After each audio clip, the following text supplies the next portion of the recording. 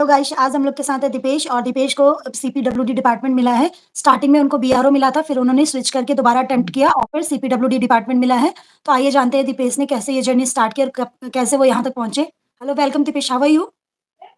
Fine ma'am, and how are you? I am good. पहले ये बताइए कि आप है कहाँ से? मैम मैं तो प्रॉपर जयपुर से हूँ, जयपुर राजस्थान से। और आपने अपनी स्कूलिंग कहाँ से कंप्लीट की है? मैम स्कूलिंग मैंने सेकेंडरी तो केंद्रीय विद्यालय नंबर 1 इंदौर से करी है एमपी, और हायर सेकेंडरी केंद्रीय विद्यालय नंबर 4 जयपुर राजस्थान से करी है। और कॉलेज कहाँ से कंप्लीट किया है? College ma'am government engineering college Ajmer Rajasthan से करी है मैम। और उसके बाद आपने गेट की प्रिपरेशन भी की थी? नहीं मैम, गेट की तो प्रिपरेशन नहीं करी थी कोई अलग से, वैसे ही कॉलेज के साथ दे दिया। 28 फेब को पीडब्ल्यू ने सेलिब्रेट किया है एक मेगा इवेंट। ये भारत का सबसे बड़ा शिक्षा महोत्सव है। चलो साथ में हैशटैग भारत का विश्वास की ऑनगोइंग सेलिब्रेशन को ज्वाइन करते हैं, क्योंकि पीडब्ल्यू लाया है आपके लिए बहुत सारे बेहतरीन ऑफर्स। इन ऑफर्स को ग्रैब कीजिए क्योंकि ये लिमिटेड टाइम के लिए है। Ashoka 2.0 batch for C mechanical electric वो मिलेगा 2510 रुपीज़ का। आरआरबी जे एक्सप्रेस बैच 2024 वो आपको मिलेगा 2510 का। आरआरबी एलपी बैच वो आपको मिलेगा 849 का। Fateh batch SSC JE CBT 1 and 2 के लिए वो मिलेगा 2510 रुपीज़ का। SSC JE 2024 foundation batch for C mechanical electrical वो मिलेगा 2510 रुपीज़ का। आरआरबी जेई फाउंडेशन बैच वो मिलेगा आपको 2510 रुपीज़ का। Chanakya E JE VOD batch वो मिलेगा आपको 1999 का। Batch offerings are SSC JE RRB JE NHPC UPPCL DSSM SPG DFCCR UPPSC MPPSC RSM SSB JE UPRVNL BARC HPCL ISRO और A state A JE exam based on new exam pattern and syllabus. lecture will be delivered in English language. Class note, DPP and DPP solution will also be provided. Chapter wise short notes will also be provided. Weekly test, subject wise test and mock test is also provided. Live lecture by India's best faculty on PWF. Extra doubt teacher will be there for solving the queries of the students. Also PW is giving AJ Khazana with the budget at Rs 11 rupees, in which you get a recorded lecture by India's best faculty on PWF. DPP and DPP solution will provided in bilingual language. और अगर आप मेरा coupon code use करते हैं RIS 200 तो आपको instant 200 rupees का discount मिलेगा ऑन PWF। था मैम एग्जाम। ओके, तो आपका गेट क्वालिफाइड है या नहीं? मतलब आपने एमटेक किया है या फिर सिर्फ बीटेक है आपके हाईएस्ट क्वालिफिकेशन? नहीं मैम, गेट तो क्वालिफाई हो गया था, बट एमटेक किया नहीं मैम मैंने। ओके, तो अभी आपने काउंसलिंग उस टाइम काउंसलिंग नहीं करवाई थी मैम मैंने। तो आपका शुरू से ही एम था कि आपको जेई में जाना है या फिर आपने बाद में कुछ और भी एग्जाम की प्रिपरेशन की और फिर आप इसमें आए हैं? मैम मेरा टारगेट तो यही था, स्टेट इंजीनियरिंग सर्विस और एसएससी जेई, यही था मैम टारगेट तो। तो आपने ये सब स्टार्ट कब कब किया? स्कूल के मतलब कॉलेज के साथ ही स्टार्ट कर दिया था या फिर कॉलेज के बाद ड्रॉप आउट लेके फिर आपने इसकी प्रिपरेशन करने की सोची?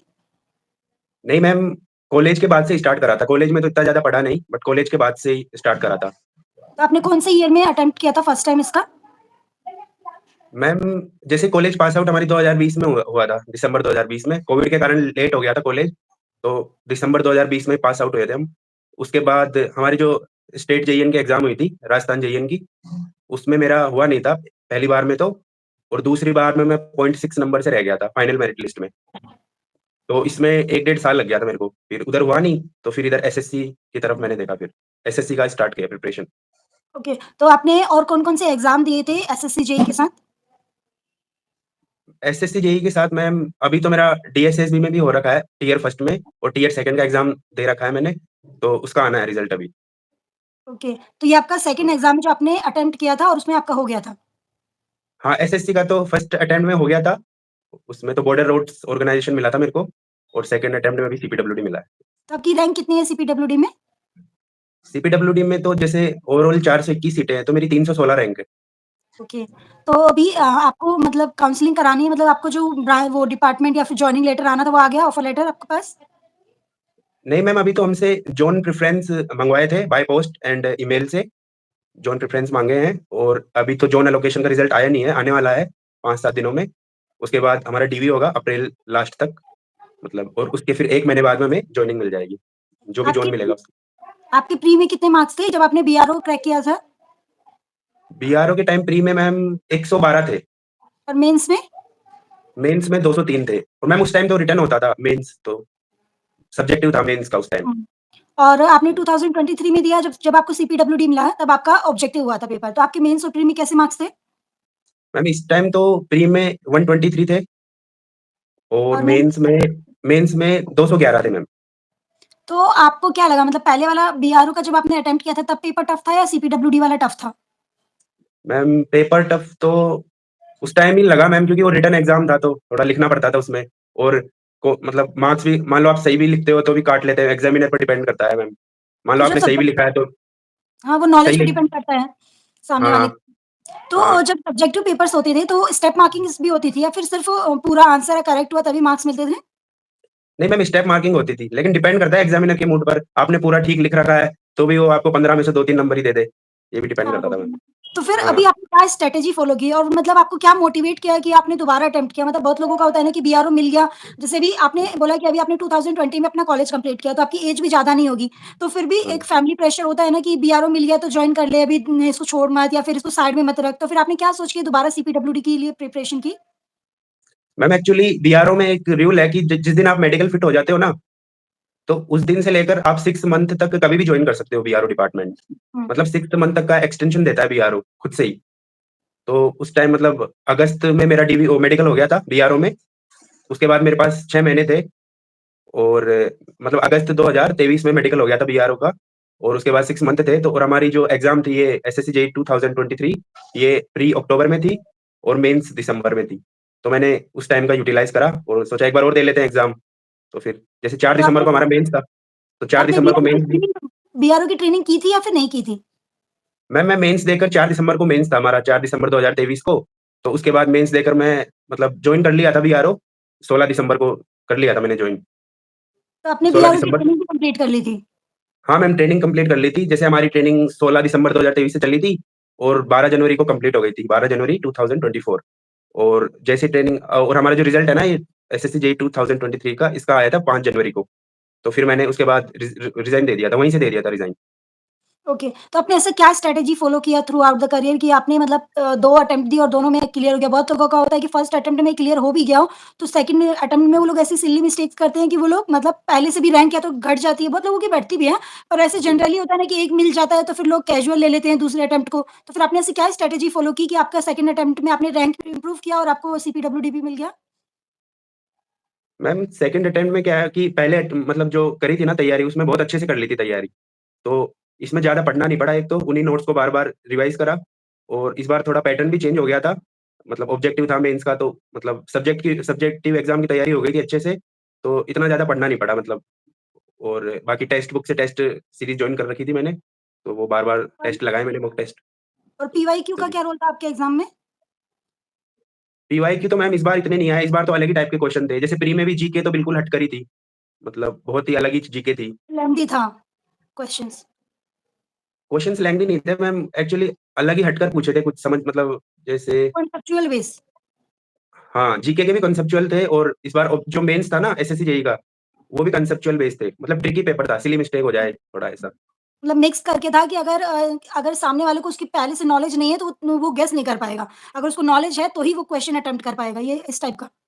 हाँ मैम, जैसे 4 ऑप्शन थे तो 2 ऑप्शन में जैसे मान लो आपने कितना भी अगर रिवीज़न करा नहीं है ना अच्छे से, तो आप कन्फ्यूज़ हो जाओगे। मतलब ऐसा था पेपर। तो आपको कौन-सा पेपर ईज़ी लगा? मतलब कि सब्जेक्ट था ना जैसे जीके, जीएस आपको उसका लेवल ईज़ी लगा या फिर टेक्निकल का ईज़ी लगा? लेवल तो मैम इस बार तो टेक्निकल का थोड़ा ट्रिकी था पेपर और जीएस थोड़ा हार्ड था इस बार। और पिछली बार भी जीएस तो हार्ड था, लेकिन टेक्निकल पिछली बार ईज़ी था, लेकिन रिटन एग्ज़ाम था तो इस वजह से टेक्निकल पिछली बार हार्ड बन गया था थोड़ा। और इस बार टेक्निकल थोड़ा ट्रिकी था, कंसेप्चुअल क्वेश्चन थे। तो और आपने टेक्निकल हाँ, प्रीवियस ईयर क्वेश्चन ज़्यादा थे नहीं मतलब इस बार मेंस में। और टेक्निकल की प्रिपरेशन आपने कहाँ से की थी? मतलब कोई कोर्स खरीदा था या फिर आपने कोई कोचिंग जॉइन की थी उसके लिए? मैम टेक्निकल की तो लास्ट ईयर जब मेरा सिलेक्शन हुआ था ना 2022 में, उस टाइम मैंने जॉन टेक कोचिंग है एक जयपुर में, तो ऑनलाइन कोचिंग ली थी जॉन टेक से। और 2023 के लिए भी आपने उसी को फ़ॉलो किया था उसके नोट्स वगैरह? हाँ मैम, उसके नोट्स वगैरह कोई फ़ॉलो करा था। तो आप कितने घंटे पढ़ते थे? मतलब कि एकदम डेडिकेशन था कि 10-12 घंटे पढ़ना है या फिर था कि क्लियर है कॉन्सेप्ट तो फिर 4-5 घंटे वाला रूल नहीं ma'am 6 to 7 hours. On daily basis? हाँ, डेली बेसिस। ओके। डेली हो जाता था इसमें।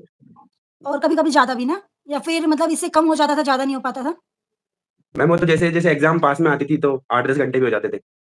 तो आपको आपको क्या लगता है मतलब आपको सबसे ज़्यादा मोटिवेट किस चीज़ ने किया इसको कंटिन्यू करने के लिए? मतलब बहुत सारे डिस्ट्रैक्शंस आते हैं ना बीच में, कोई वेब सीरीज़ आ गई, गेम बीच में पबजी का बहुत क्रेज़ था 2022-23 के बीच में। तो आपको क्या चीज़ ने बहुत मोटिवेट किया कि डिस्ट्रैक्ट नहीं होना इससे? मैम ये तो मतलब ऐसा ही रहता है कि ये चीज़ करनी है, इस बार सिलेक्शन लेना है तो लेना ही है मतलब ऐसा। तो ये सब चीज़ें सोशल मीडिया से भी मैं बहुत दूर रहा था, जो पिछली बार वाली एसएससी थी उसमें। और ये सोच लिया था कि इस बार तो निकालना ही है कैसे भी, कोई सा भी डिपार्टमेंट मिल जाए, एक बार बैकअप हो जाए अपने पास, फिर आगे देखेंगे। तो सारी चीज़ें साइड में रख दी थी, सोशल मीडिया वगैरह, और सोता भी था मैं दिन में पहले खूब, 2 घंटे तो दिन में सोता था, 2-3 घंटे। तो लाइब्रेरी जॉइन करा, तो उससे सोना भी थोड़ा कम हुआ, मतलब सोता नहीं था फिर, इस वजह से। और आपने क्या स्ट्रैटेजी करी इस पूरी जर्नी में? मतलब कौन क्या सब्जेक्ट कितने घंटे आपने पढ़े, ये सब कुछ बता पाएँगे? सब्जेक्ट्स तो मैम सारे ही पढ़े हैं, बट जो मेन सब्जेक्ट्स हैं ना, जैसे कोर सब्जेक्ट्स है, जैसे सॉइल मैकेनिक्स, फ्लूइड मैकेनिक्स और सर्वे, बीएमसी वगैरह, ये मेन सब्जेक्ट है ना, इनको मैंने स्टैंडर्ड बुक से ही पढ़ा है मैम। कॉलेज टाइम में पढ़ लिया था स्टैंडर्ड बुक से थोड़ा, और उससे ही हेल्प मिली मेरे को। और फिर कोचिंग भी कर ली थी मैंने जॉन टेक, तो उसके नोट्स और जो मेरे पास स्टैंडर्ड बुक थी, उनमें मतलब अंडरलाइन कर लेता था मैं, जो मेन पॉइंट्स आते थे ना, तो उससे ही हेल्प मिली मेरे को काफ़ी। और नॉन टेक कहाँ से किया आपने? नॉन टेक तो मैम लूसेंट से पढ़ी है मैंने, और यूट्यूब से देखा है नॉन टेक का तो। और कोई यूट्यूब चैनल जो आप रिकमेंड करना चाहें सबको? मैम यूट्यूब एक कैरियर विल ऐप है, उसमें रीजनिंग तो पीयूष वार्ष्णेय सर से परचेज़ करी थी मैंने, बैच आता है उनका ₹1000 में, बहुत अच्छी रीजनिंग पढ़ाते हैं वो, पीयूष वार्ष्णेय सर। और जीएस का बैच आता है, अभिषेक सर है, कैरियर विल ऐप पर ही मिल जाता है उनका भी ऐप, ₹1000 में, अभिषेक सुमन सर नाम से है। तो वो कंप्लीट बैच पढ़ाते हैं जीएस का, मतलब जो एसएससी में जीएस आती है ना, वो पूरा बैच पढ़ाते हैं एसएससी का, और रीजनिंग पीयूष वार्ष्णेय सर से। ओके, तो लास्ट क्वेश्चन हुँ। दीपेश आपसे, आप क्या रिकमेंड करेंगे जो न्यू जॉइनर्स हैं उनको? मतलब बहुत सारे बच्चे ऐसे होते हैं ना, जैसे आपने 3 पहले आपने कहा कि 2 अटेम्प्ट में आपका नहीं हुआ, 0.6 मार्क्स हुँ। से रह गया, और फिर सेकंड पहले अटेम्प्ट में हुआ नहीं, सेकंड में 0.6 मार्क्स से रह गया। तो बहुत लोग होते हैं ना, बहुत वो होता है कि ये एग्ज़ाम नहीं हो रहा 2 अटेम्प्ट में, तो दूसरे एग्ज़ाम की तरफ मोटिवेट हो जाते हैं, या फिर दूसरे एग्ज़ाम की प्रिपरेशन शुरू कर देते हैं। तो आप उनको क्या गाइड करना चाहेंगे? मैम यही है कि पहले मेरा भी नहीं हुआ था राजस्थान में, जैसे एक अटेम्प्ट में तो मैं डीवी में रह गया था 1 मार्क से। फिर दूसरा जो राजस्थान जेईएन दिया था उसमें फाइनल मेरिट में 0.6 से रह गया था। फिर मैंने एसएससी की तरफ आया, तो यही है कि अगर एक एग्ज़ाम में नहीं हो रहा तो और कहीं देखो। फिर मैं डीएसएसबी की ओर भी आया, डीट्रिपल एसबी एग्ज़ाम, तो उसमें भी मेरा हो गया, अभी मेंस का रिज़ल्ट आना बच रहा है उसका, फ्री तो हो गया है। तो तो यही है कि एक जगह नहीं हो रहा तो हुँ। अगर आपका वो जो आप बोल रहे हैं कि टायर 1 में हो गया और टायर 2 का एग्ज़ाम देना है, तो अगर उसका एग्ज़ाम क्लियर हो जाएगा तो आप उसको लेंगे या सीपीडब्ल्यू जॉइन करेंगे? सितंबर में हो गया उसका टियर 2 का एग्ज़ाम, उसका रिज़ल्ट आना बच रहा है। हाँ, तो अगर उसका रिज़ल्ट क्लियर हो गया तो आप सीपीडब्ल्यूडी जॉइन करेंगे या फिर वो जॉइन करेंगे? मैम अगर उसमें एक डिपार्टमेंट है डीट्रिपल एसबी में एमसीडी, अगर वो मिल जाता है तो मैं वही जॉइन करूँगा, नहीं तो अगर और अदर डिपार्टमेंट मिलता है उसमें, तो मैं यहीं रहूँगा सीपीडब्ल्यूडी में। ओके, तो अभी आप कुछ मोटिवेट के लिए, कुछ गाइड करने के लिए कुछ हम लोग को टिप्स देना चाहें? मैम यही है कि कंटिन्यू मेहनत करते रहे और खुद पे बिलीफ रखे, तो हो जाता है सब टाइम के साथ। बस कंसिस्टेंट रहे अपनी, मतलब डेली पढ़ाई करे 5-6 घंटे। ऐसा नहीं कि एक दिन पढ़ लिया 10 घंटे, फिर 3-4 दिन ही पढ़ा, फिर पढ़ लिया, तो ऐसा। Okay, thank you so much Dipesh, आपने अपना टाइम दिया हम लोग को। Thank you so much.